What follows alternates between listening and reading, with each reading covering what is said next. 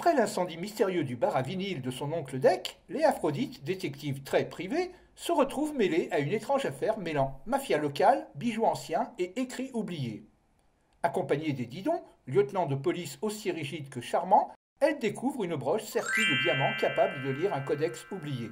Un objet visiblement convoité par Tony le truand et bien d'autres.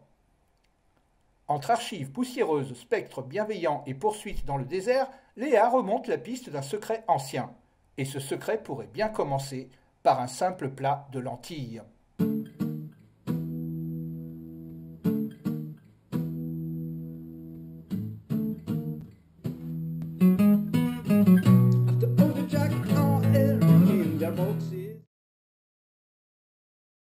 Dans la maison familiale, Léa, à l'aide de la broche magique, passe son temps à parcourir le codex des gardiens.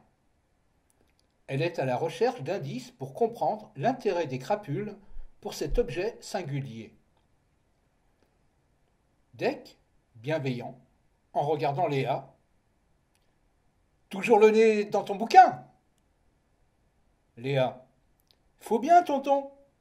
Je cherche la raison de l'acharnement de Tony à nous vouloir du mal. » Deck, l'incendie du bar est derrière nous. L'assurance a couvert les frais et il est en train d'être refait à neuf. Un mal pour un bien. Léa, j'ai pas confiance. Et si ça recommence? Deck est circonspect. Ah oui, cette fois l'assurance ne couvrira plus. Léa, on sera à la rue et on se nourrira de lentilles. Aussitôt, la broche s'illumine. Le livre s'ouvre sur une image de cultivateur maya antique qui sème à tout vent des graines de légumineuses sur un champ de céréales, avec, en arrière-plan, une pyramide à degrés en pierre de taille, au-dessus de laquelle un soleil impose ses rayons ardents. L'image suivante montre des envahisseurs préhistoriques qui exterminent les cultivateurs. Puis une troisième image montre le désarroi des agresseurs sous les rayons mortels d'un soleil incandescent. Léa, tonton, j'ai peut-être quelque chose. Regarde, les Mayas, cultivateurs de maïs. Ils ont subi une invasion destructrice. Puis les envahisseurs ont été châtiés par le dieu soleil. Deck, et donc, quel rapport avec la choucroute? Léa, avec la choucroute, aucun rapport. Mais avec le maïs, peut-être. Deck en rigolant. Le maïs, c'est bon pour les poules. Léa, rigole pas, tonton. La broche s'est activée quand j'ai dit qu'on se nourrira de lentilles si on devait subir un nouvel incendie du bar. Et le grimoire s'est ouvert sur ces images. Deck, et donc, la conclusion? Léa, j'appelle Eddie. Deck vaincu avec ironie. Et dis donc. Léa appelle son ami, l'inspecteur de police qui se trouve en service au commissariat. Léa téléphone à l'oreille. Eddie, je crois avoir une piste. Nous devons nous rendre en Amazonie. Eddie, je m'en doutais. Après Paris et après les sables du désert, pourquoi pas la forêt amazonienne? Non loin d'Eddie, caché dans l'ombre, une silhouette tend l'oreille pour espionner la conversation.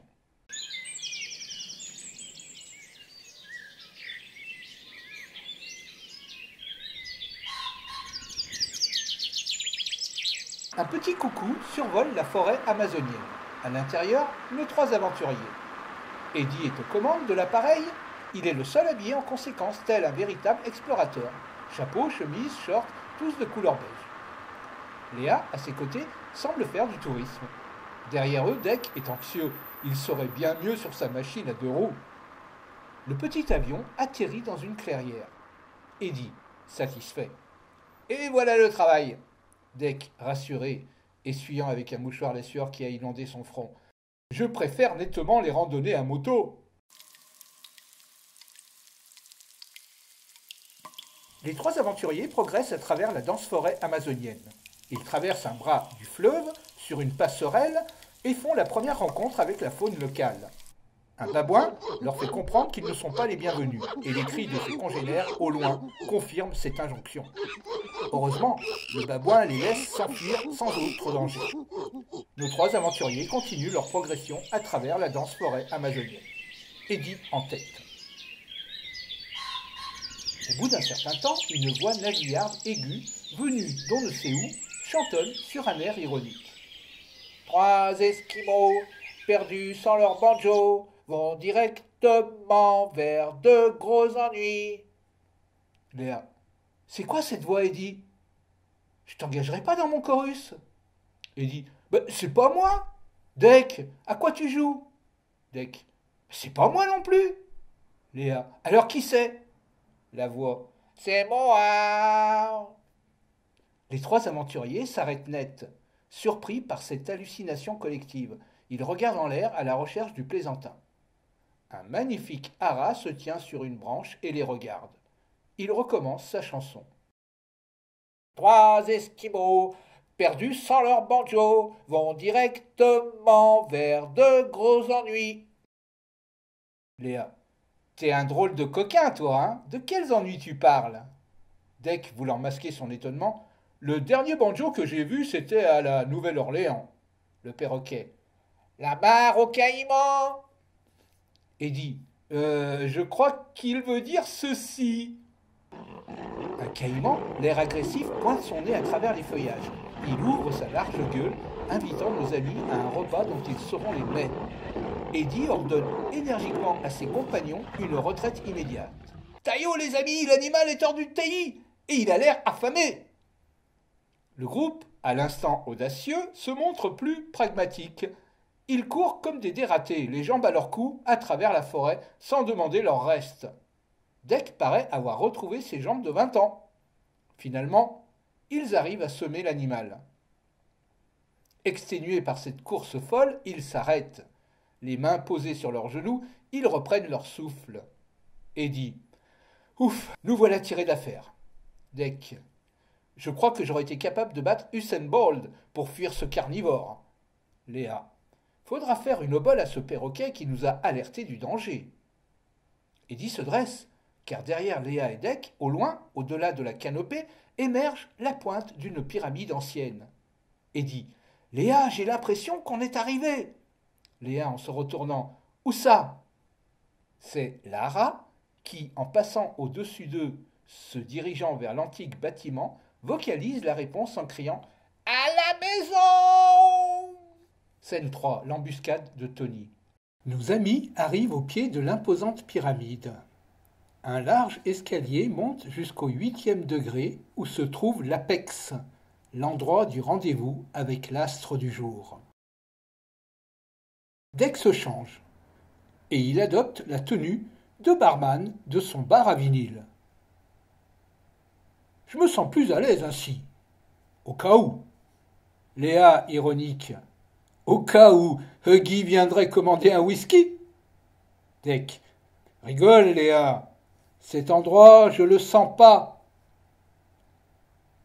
Ils gravissent les marches jusqu'à la terrasse au sommet.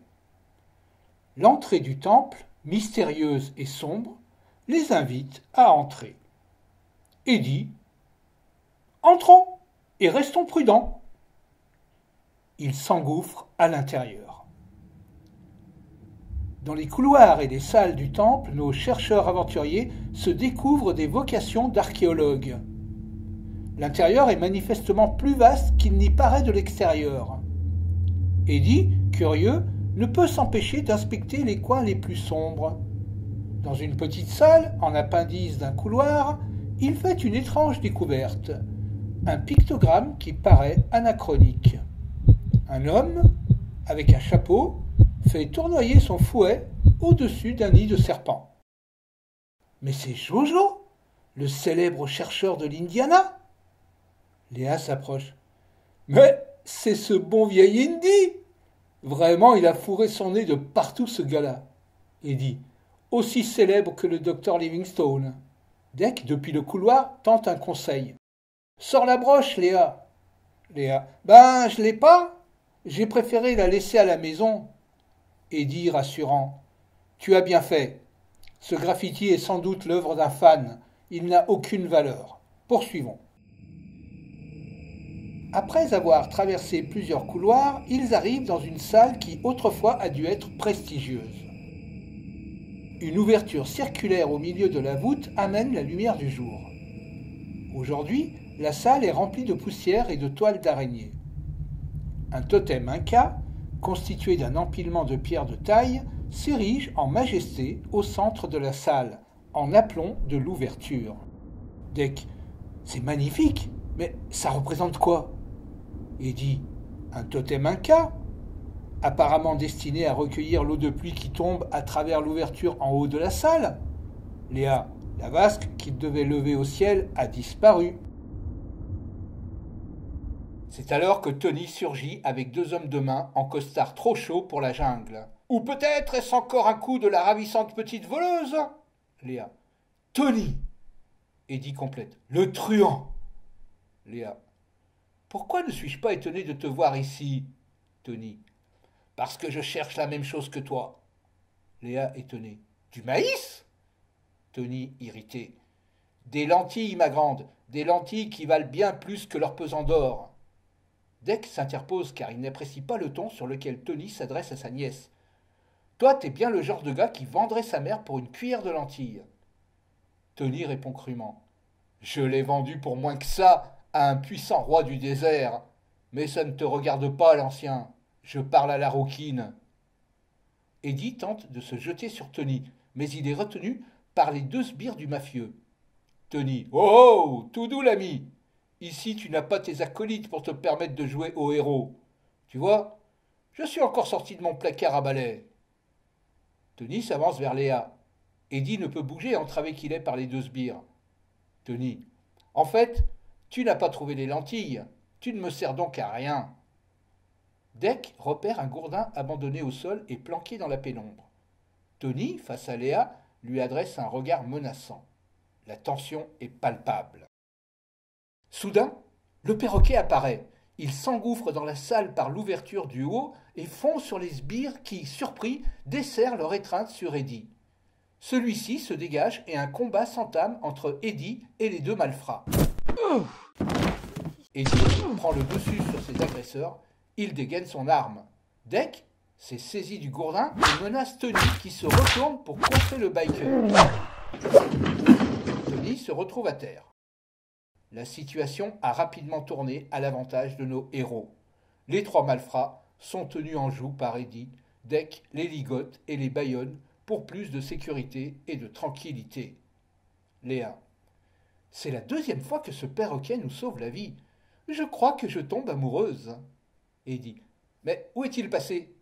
Dec. Il est là. On dirait qu'il cherche à nous montrer quelque chose. Le perroquet a en effet le bec fouinant dans un petit sac de jute qui traîne au fond de la salle. Léa s'approche de l'animal. « Que veux-tu nous dire, mon beau perroquet ?» Le perroquet. « Bonbons, les bonbons !» Léa se saisit du sac. À l'intérieur se trouvent quelques poignées de lentilles couleur violet. « Nous avons trouvé ce que nous cherchions !» Eddie. « Il est temps de prendre congé de nos amis, les méchants. » Dec, brandissant son gourdin, s'adresse une dernière fois à eux. Si je vous revois vous en prendre à ma nièce, je viserai les chevilles.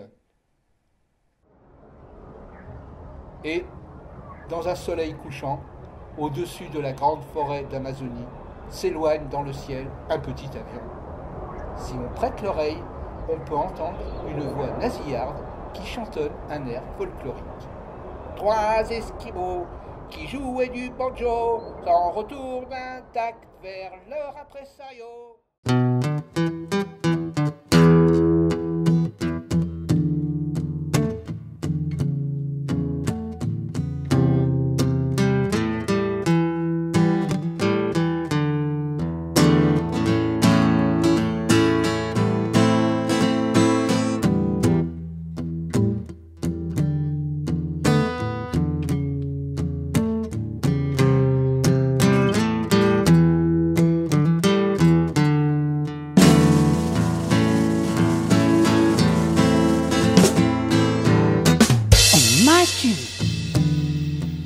On my head, on the floor,